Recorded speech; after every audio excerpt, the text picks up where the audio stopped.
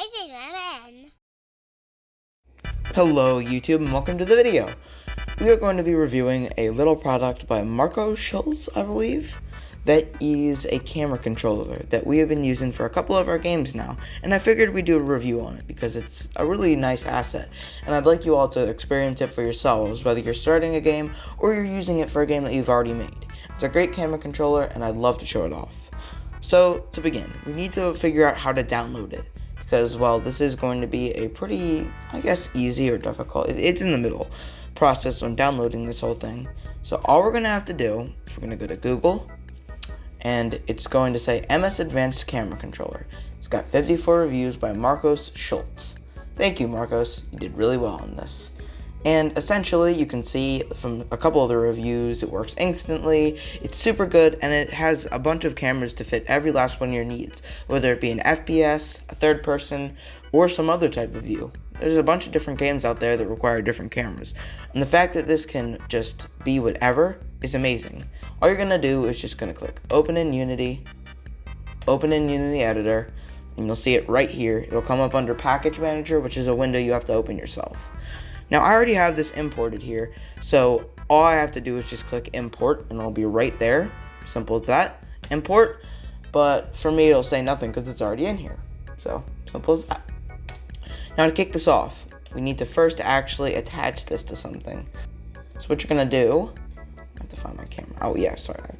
First off, if you have a camera already made or you have a preset cam, you can have that as well. So, I'm just going to drag this in to the scene. Get this focused on my main man Spunk.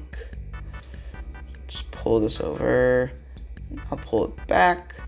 Okay, and now we have a working camera, complete with all my UI assets. We'll look at MS Camera Controller. So first off, you have to identify your target. Now for us, that's going to be Spunk.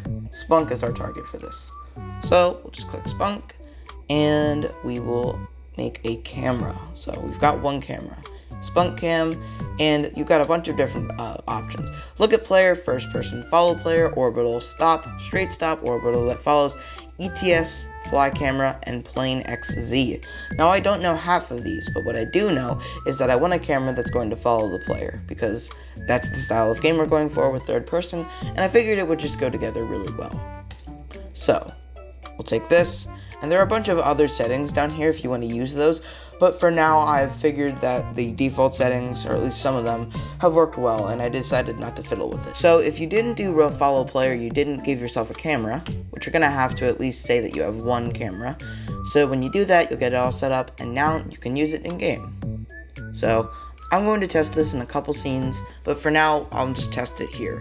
It should be pretty simple, it should work. So essentially it will rotate compared to which direction you go in. Now, there is a little bit of a jitter to it, which I'm still trying to figure out how to get rid of, but just starting out, it's a very dynamic camera, and I really like the way it works. So, you'll just come through here, follows the character well, make sure there's nothing wrong, you can go by it, and the big part about this is that when you, get too close to, an object with a collider, instead of going into it, you actually just, it zooms in for you, which a lot of basic camera controller scripts don't have. Especially for us, we didn't have that feature yet, although this might just be sounding like a noob game dev, I don't know, but it helped us out a lot. I know I can use it in some other scenes, so let me just switch over to my other scene I've had, which is forest clearing. I've been working on this little scene for a while now, so yeah.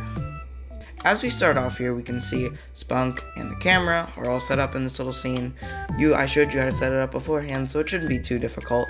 But I have this set up in this little forest clearing / grotto area. And I'm just trying to see how it would react to this type of thing, because it is a circle, and I know some cameras don't do well when it comes to circles or having to move around in a 360 direction, so let's just see how this works. We'll walk around, you can see we've got a little UI element above our head, and I haven't really put that in yet, but as you can see, you will zoom into the trees if they have colliders. It works really well for what it does, and just honestly, like, compared to a lot of other assets I've seen, this works really good. And especially if you're a noob game dev out there who doesn't really know how to make a proper camera, this is perfect for you. See? We'll zoom right in for you. Simple as that. You don't have to have any clipping, and it also progressively follows the player well. Like, we can talk to our sign. Don't tell me to speak when you wouldn't need me. Oh no, the signs are revolting. But for now, this works really well, honestly. Like, looking at this whole thing, especially when it comes to a lot of the basic camera on the scene right now, this works quite well. But you didn't just come here for that. I know a lot of games are first person, so I'd like to see. So first person is different. Oh, wow. It controls it with your mouse. Oh, I really like that, actually. That's really cool. We gotta get out of here, soldier. This would be perfect for any like Call of Duty style games or just any Doom style games. This works really well, especially because you have that full capability with your mouse. It really helps when aiming. Right, so there's that. What is Orbital? I'm just curious. I'm gonna test out all of these options. You came here to see all of these. Okay, Orbital is a 360 view. Oh, okay. So you get a whole 360 view. Wait, if you look up, can you fly? That was weird. So it can actually move your camera? Okay, wow, these are some... I like how this covers everything. Like, what style game you're going for? Okay. What's stop? That sounds like a fun camera. Alright, stop. This is strange. Oh, it's just like a normal follow the player camera. Oh. Strange. Does it work well when it goes close to corners? Okay, that's where it's adapting. It can't phase into any objects with the way the camera is. It's a dead set. If that camera is hitting anything else, it's not going anywhere. Okay, so there's that. Let me try Orbital that follows. Is this going to be like a following camera plus that wonky orbital? Okay, I like this actually. This is really intuitive. It's essentially... this might work well with a lot of controller layouts. Like, I've seen a lot of third-person games, maybe like where you control the camera with one joystick and you have like this little range of view, and then the camera follows you as you move. This will be great for a lot of third-person games that are out there now, some multiplayer games. Maybe like PUBG or stuff like that. This will work well with that, especially because it's made for like that controller design. And we still have a couple others. So...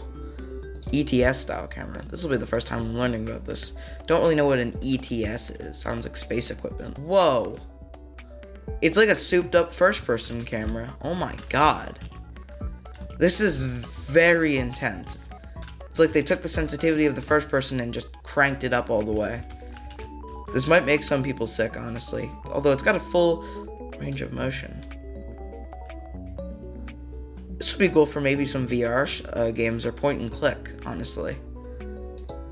Wow, I can't even press power or play. Fly camera, only windows. What does that mean? Oh, so this would be used for like... Maybe if like... I've seen in a lot of games you can freeze and take photos. Like for the perfect scene, maybe. Like you're getting done a battle. So maybe this would be a great pause menu thing to take a photo. Or just capture the scene in a nice way. Can't even position Spunk over to the right area. So, oh my gosh, this is going under the map. And finally we have Plane XZ. So I'm assuming this is a camera that can't go up, down, and only follows on the X and Z axis. Whoa. This is like a bird's eye, but like I'm from the bottom of my map. I can't see anything. Oh my gosh. And also, I didn't do look at player. This might just be look at player.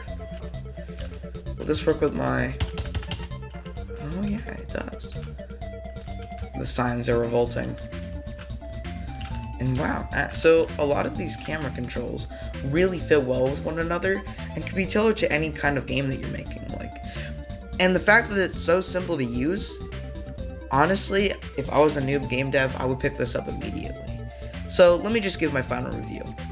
This product was really good. I was able to download it right from the start.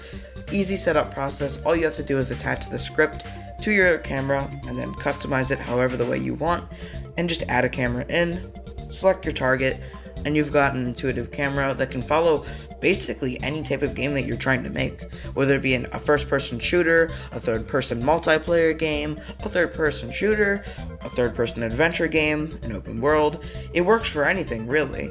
Although, I wish there could be a few more options. It felt like some of them were unnecessary to be there, and I figured they could be much better than they were. So, overall, I'm willing to give this product a 8 out of 10. Because I really enjoyed it, and it was great out of the box. And maybe I'll even make it a 9. So yeah.